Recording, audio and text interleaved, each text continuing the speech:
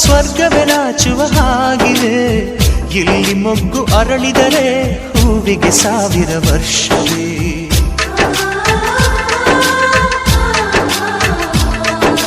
ಕಣ್ಣೆರಡು ಇರಬಹುದು, ನೋಟಗಳೊಂದೇ ಅಲ್ಲವೇ?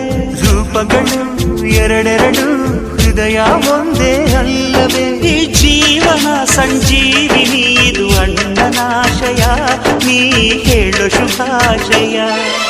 ನಮ್ಮ ಮನೆಯಲ್ಲಿ ದಿನವೂ ಮಿರುಗೋ ಚೈತ್ರವೇ, ಬೆಳದಿಂಗಳ ಈ ಪ್ರೀತಿ ಕರಗಲು ಸಾಧ್ಯವೇ?